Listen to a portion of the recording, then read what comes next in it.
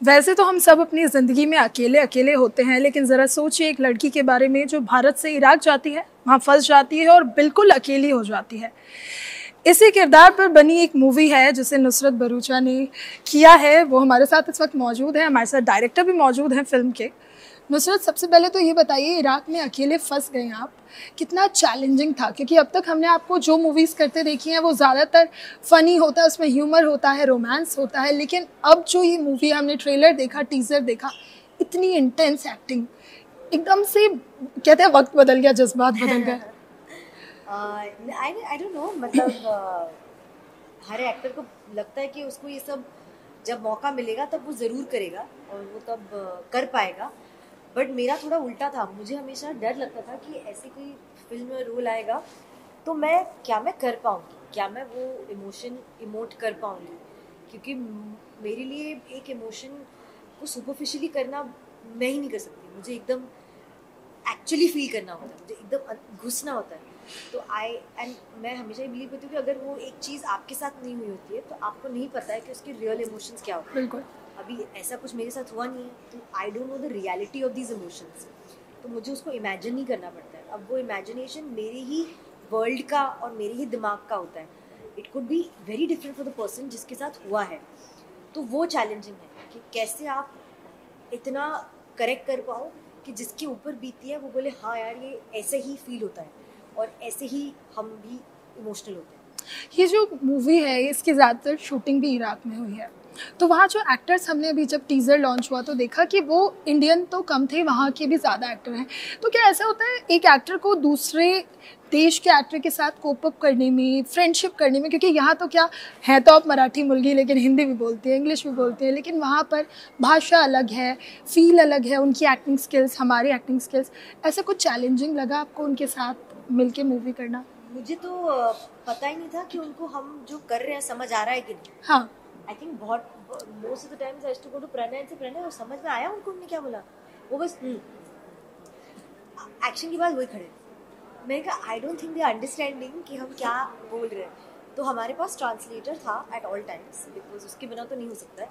वो ट्रांसलेट करता, जो ये माइक में इंग्लिश में या हिंदी में बोलते तो वो इंग्लिश में बोलते, तो उनके ट्रांसलेटर वही उनके भाषा में उनको बता के समझाते कि ये बोला जा रहा है, ये करो, ये यहाँ आओ, यहाँ जाओ, ये करो। उसके बिना ये पॉसिबल नहीं होता। बट जो तो ये एक लैंग्वेज बैरियर डिफिकल्टी थी, बट जो अच्छी बात थी कि वो लोग खड़े थे, वो करने को रेडी थे। वो कहीं भी ऐसे नहीं हुए कि हमें नहीं करना, हम बैठ रहे हैं, अब नहीं हो सकता।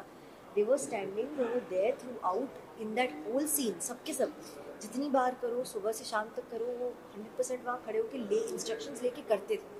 तो वो एक बहुत अच्छी फीलिंग थी, because everybody on set is very into what we are doing. वो प्लस पॉइंट।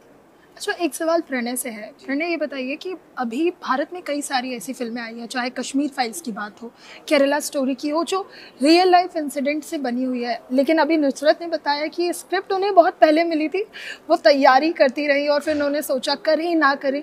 तो आपने क्या बहुत पहले ही डिसाइड किया था कि मुझे कोई रियल लाइफ बेस्ड स्टोरी बनानी है? और ये कितना चैलेंजिंग था, क्योंकि डायरेक्टर के लिए हम जो सिनेमा घर में जाके देखेंगे उसके पर्दे के पीछे की पूरी कहानी आपकी है।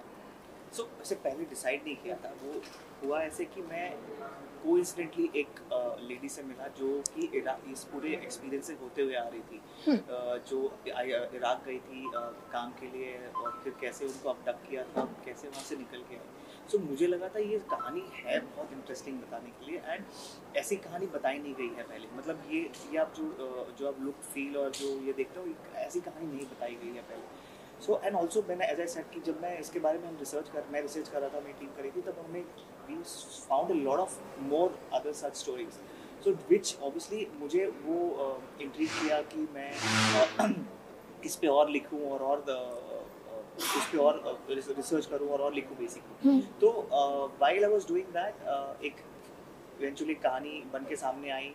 फिर हमने थोड़ा सा उसमें कुछ फिक्शनल डाला, कुछ उसमें रियल स्टोरीज रखी, but most the whole journey I would say is real. Apart कुछ फिक्शनल कैरेक्टर्स है, बहुत सारे सीन्स भी, जैसे जब मैं कहानी लिख रहा था तो मैंने बहुत सारी डॉक्यूमेंट्रीज देखी थी इसके बारे में, तो उन डॉक्यूमेंट्रीज के बहुत सारे सीन्स बहुत ही मतलब क्या कहते हैं, डरावने टाइप के इंसिडेंट्स थे वो।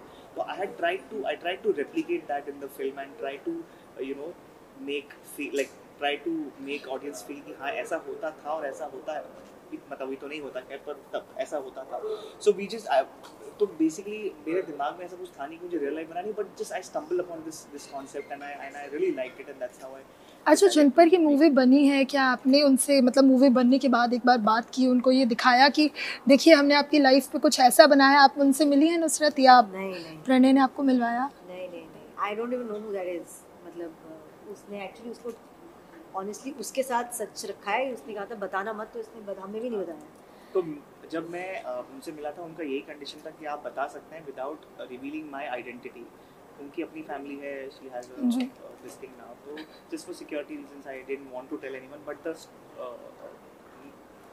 जितना मैं उनसे मिला था आई ट्राइड कि मैं उतने चीज़ें और उतनी कैरेक्टर्स में आई वुड टेल नुसरत कि अच्छा ऐसा कुछ कर सकते हैं, because this is how she had reacted to this situation. और तो वो मैंने जितना हो सका मेरी तरफ से मैंने बताया, keeping the identity as like not revealing the identity, तो वो मैंने अपनी तरफ। अच्छा नुसरत, ये आपके लिए ज़्यादा चैलेंजिंग रहा होगा, क्योंकि हम अक्सर देखते हैं जो actor actresses real life based story करते हैं तो वो उन लोगों से मिल के भी आते हैं, उनकी कहानी को समझते हैं, मिलते हैं। सेट पे भी अक्सर हमने देखा है, जैसे MS धोनी पे एक फिल्म बनी तो वो वहाँ मौजूद थे, तो थोड़ा सा आपको ज़्यादा सीखने को मिल जाता है उनसे। लेकिन आपके लिए पूरा ये चैलेंजिंग था, क्योंकि आप जिनके साथ ही वो उनसे मिली भी नहीं है, तो कितना ज़्यादा चैलेंजिंग था ये रोल आपके लिए? बट मैं तो मेरी हर फिल्म का कैरेक्टर इमेजिन ही करती हूँ कि किसी की तो कहानी है ही। अगर मैं वो नहीं सोचूंगी कि ये किसी की सच्ची कहानी है तो मैं उसको कर ही नहीं सकती। भले वो एक रोमांटिक कॉमेडी में बाबू हो, चीकू हो, जो हो, मुझे सोचना तो एज एन एक्टर मुझे अपने आप को कन्विंस तो यही करना पड़ेगा कि ऐसी लड़की है, एग्जिस्ट करती है, और मैं उसकी लाइफ को उठा के एक किरदार में डाल के कर रही हूँ। तो द फैक्ट कि ये एक लड़की मेरे सामने थी या नहीं थी, मेरा प्रेप तो सेम ही था। करना मैं उन पिक्चरों में लड़की सामने नहीं होती, बट उसमें तो करना पड़ता ही है ना। तो इनफैक्ट मेरे लिए प्रोसेस सेम था। आई तो फील कि हाँ, वो अगर आप पर्सनली उनसे मिल सकते हो, उनसे चीज़ें ले सकते हो, तो वो आपको हेल्प करते हैं to maybe make it slightly more nuanced, थोड़ी और डिटेल्स जो मैं नहीं सोच पाऊँ जो पता चले।